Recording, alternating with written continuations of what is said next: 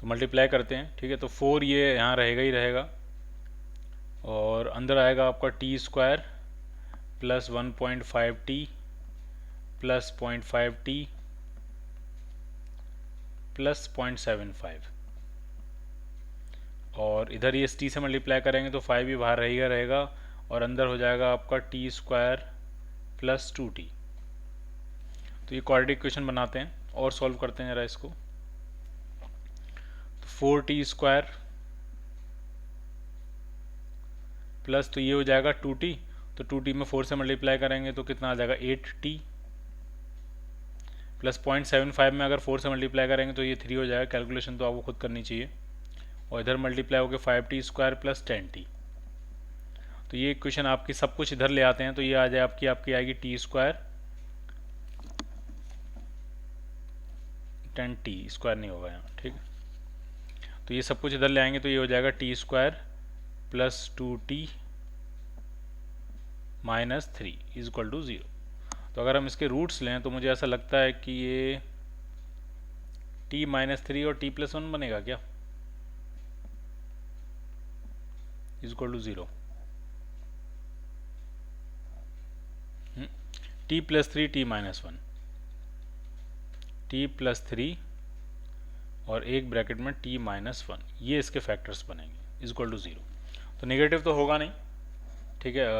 तो टाइम जो आपका आएगा वो t आएगा वो 1 घंटा आ जा रहा है, यानी 1 घंटे के बाद वो b को ओवरटेक कर लेगा, उसके 1.5 घंटे के बाद वो a को ओवरटेक कर लेगा, ठीक। तो t की वैल्यू अगर 1 आवर्स यहाँ पे डालेंगे तो हम v वेलोसिटी फाइंड कर सकते हैं। t की वैल्यू हम 1 डाल रहे हैं, इज इक्वल टू 40 टाइम्स, तो ये 1 प्लस हाफ तो ये हो गया 3/2, तो ये कैंसिल करेंगे 20 टाइम्स, तो जो वेलोसिटी आ जाएगी वो आपकी 60 किलोमीटर पर आवर आ जाएगी। और 60 किलोमीटर पर आवर है, और 1 घंटे में वो बी को ओवरटेक कर लेगा, और उसके 1.5 घंटे के बाद वो ए को ओवरटेक कर लेगा। जरा हम ट्रायल भी ले लेते हैं कि ये बिल्कुल सही आंसर्स आए हैं कि नहीं आए हैं, ठीक। तो ए की स्पीड थी 50 किलोमीटर पर आवर और बी की स्पीड थी 40 किलोमीटर पर आवर, और सी की स्पीड हमने निकाली है 60 किलोमीटर पर आवर। लेकिन इन्होंने मोशन स्टार्ट कर दिया t इक्वल टू 0 पे, और उसने मोशन सी ने स्टार्ट किया आधे घंटे बाद। तो आधे घंटे बाद अगर स्टार्ट किया और मैंने ये कहा कि उसके 1 घंटे बाद ये बी को ओवरटेक कर लेगा, यानी 1 घंटे में सी कितना चलेगा 60 किलोमीटर, और बी को मिला होगा 1.5 घंटा, और बी की स्पीड 40 है, तो बी की स्पीड 40 है और बी को 1.5 घंटा दोगे तब भी बी कितना चल पाएगा 60 किलोमीटर। तो हमने बिल्कुल सही आंसर निकाला है, उसने 1 घंटे बाद बी को पकड़ लिया होगा, ठीक।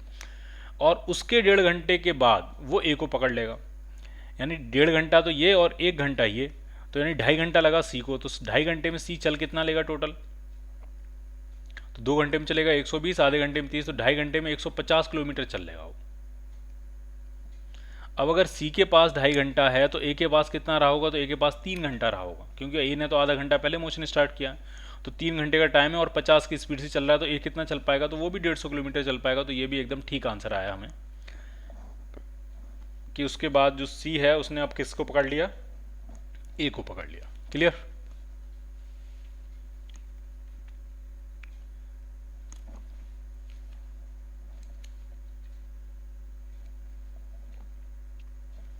ए रेडियस वेक्टर मतलब होता है position vector of a point A relative to origin.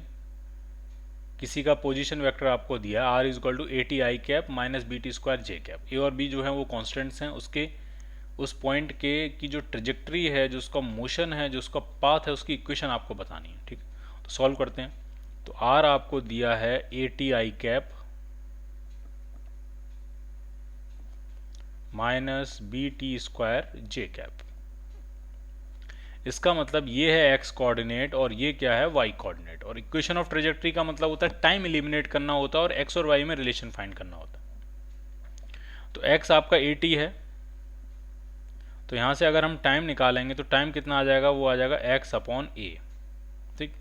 और वाई जो है वो कितना है, वो माइनस बी टी स्क्वायर है, माइनस भी शामिल है उसमें, ये पूरा माइनस है इसमें, minus B T square. Time की वैल्यू यहाँ डाल देते हैं, तो वाई इज इक्वल टू आपका आ जाएगा माइनस बी, टी की जगह क्या डालेंगे एक्स अपॉन ए का square.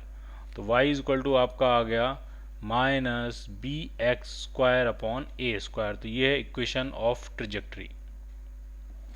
So the answer will be A part.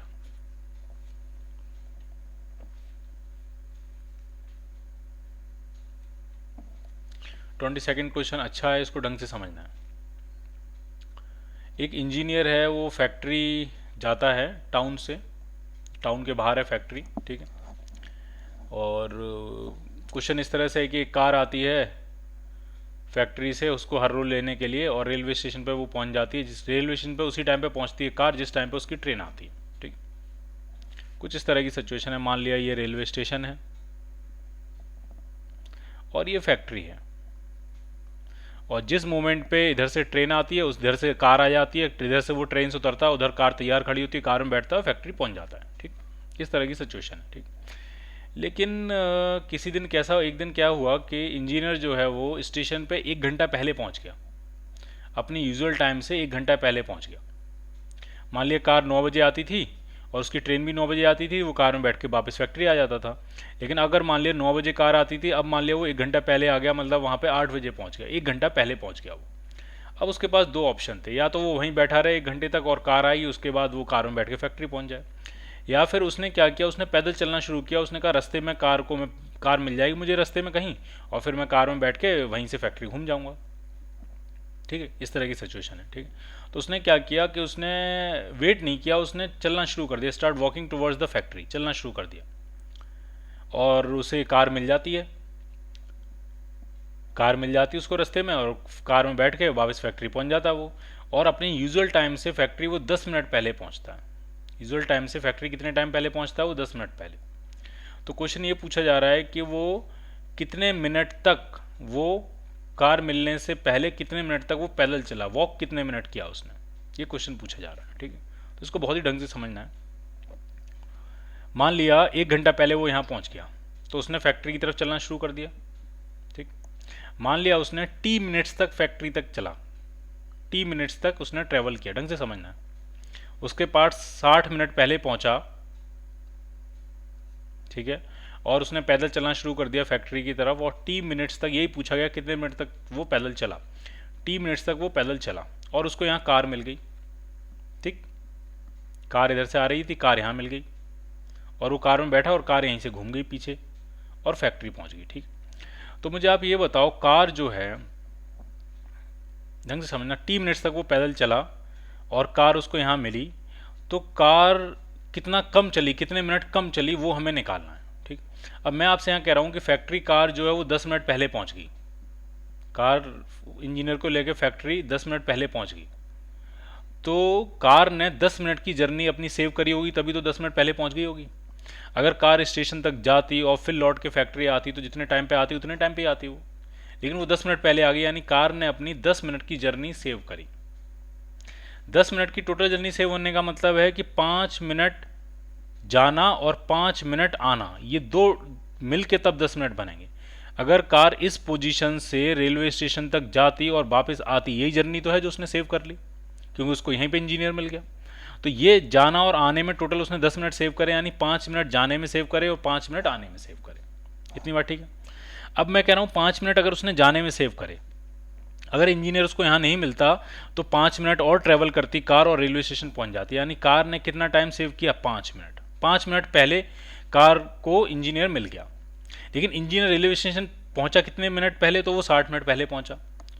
Engineer पहुंचा 60 मिनट पहले और कार मिल गई उसको 5 मिनट पहले, इसका मतलब वो 55 मिनट तक पैदल चला होगा। अगर इंजीनियर बिल्कुल नहीं चलता, यहीं बैठा रहता, तो 60 मिनट तक उसको पूरा वेट करना होता, तब उसको कार मिलती। अब कार उसको 5 मिनट पहले ही मिल गई, कि वो चला इधर चला, तो कार उसको रास्ते में मिल गई, 5 मिनट पहले ही मिल गई, यानी पूरा 1 घंटा उसको वेट नहीं करना पड़ा। उसको कितने मिनट वेट करना पड़ा, 55 मिनट। तो 55 मिनट तक उसने वॉक किया होगा, तब जाके उसको कार पहले मिल गई होगी। और जो इंजीनियर ने 55 मिनट में जो डिस्टेंस ट्रैवल करी, वो कार कितने मिनट में डिस्टेंस ट्रैवल करती थी, 5 मिनट में। तो इस क्वेश्चन में ये भी पूछा जा सकता है कि इंजीनियर की स्पीड और कार की स्पीड का रेशियो बताओ।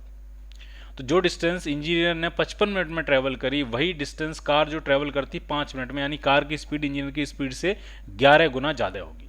Velocity of car upon velocity of engineer अगर हम निकालेंगे तो कितना आ जाएगा आपका, 11:1 आ जाएगा।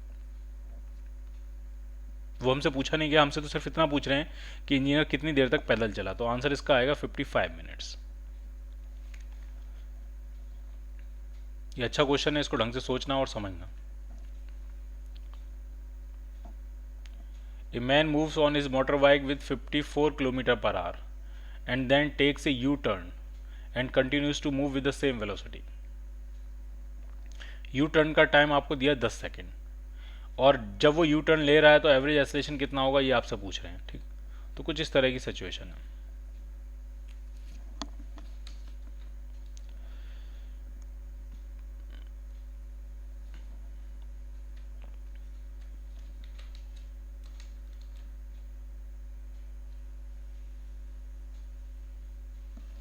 कुछ इस तरह की सिचुएशन है, एक कार आ रही है, एक पर्सन आ रहा है मोटर बाइक पे और उसने यू टर्न मारा है इस तरह से, ऐसे। ठीक, कितनी स्पीड से?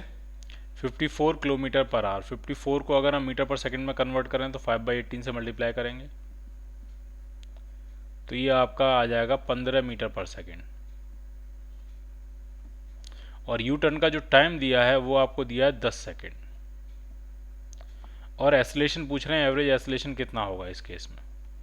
तो एवरेज एसलेशन जो होगा वो होगा change in velocity upon total time. Change in velocity कितना होगा? तो अगर इनिशियल वेलोसिटी आपकी +15 है तो फाइनल वेलोसिटी आपकी -15 होगी। ठीक है, तो चेंज आपका 30 आएगा, चाहे -30 लिख लो या +30 लिख लो, हमें उससे फ़र्क नहीं पड़ेगा, हमें तो मैग्नीट्यूड निकालना है। तो जो चेंज आएगा वो आपका कितना आएगा? 30 आएगा। मैग्नीट्यूड निकालोगे तो 30 का चेंज आएगा। और टाइम कितना लगा? 10 सेकेंड का। तो एवरेज एसलेशन आपका आ गया 3 मीटर पर सेकेंड स्क्वायर।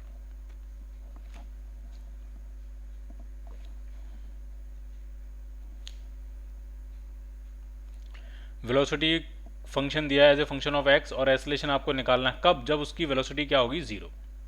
ठीक, अब जरा समझना है इसको। Velocity as a function of X दिया, v इक्वल टू क्या दिया आपको? x² - 5x + 4। अगर टाइम का फंक्शन दिया होता तो dv/dt करके एसलेशन निकाल लेते, बट ये x का फंक्शन है तो जो एसलेशन आपका आएगा उसकी इक्वेशन dv/dx के साथ v × dv/dx होगी। v × dv/dx एसलेशन होगा, इसको डिफरेंशिएट करेंगे, यहाँ v से मल्टीप्लाई करेंगे। अब आपसे कह रहे हैं एसलेशन तब बताओ जब वेलोसिटी 0। आप खुद बताओ, अगर वेलोसिटी 0 कर दी तो v में अगर dv/dx से मल्टीप्लाई भी करोगे और वेलोसिटी अगर 0 है तो सब कुछ क्या हो जाएगा? 0। यानी अगर वेलोसिटी 0 है जिस मोमेंट पे, उस मोमेंट पे एसलेशन भी क्या होगा? 0। ये जनरल बात नहीं है, ये स्पेशल केस के लिए बात है। जो ये क्वेश्चन दी है उसके लिए बात है कि अगर वेलोसिटी 0 है तो एसलेशन भी क्या होगा? 0। सो the answer will be A part.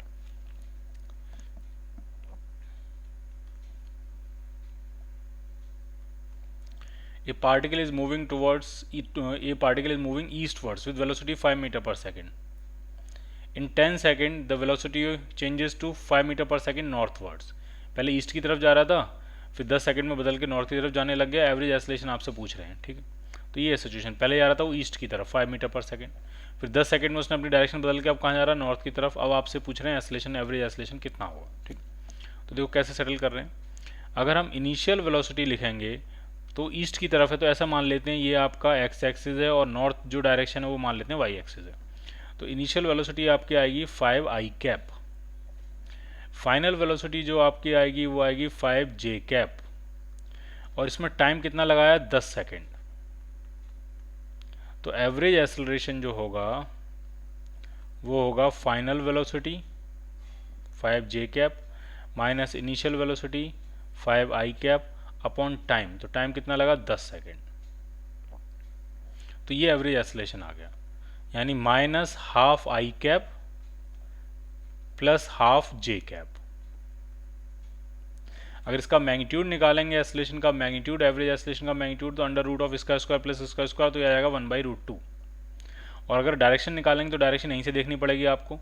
-12i cap तो ये हो गया इधर, और +12j कैप तो ये डायरेक्शन हो गई इधर। ठीक, तो जो डायरेक्शन आएगी वो ये आएगी रिजल्टेंट की डायरेक्शन, यानी वो डायरेक्शन आएगी north west. So the answer will be north west, B part.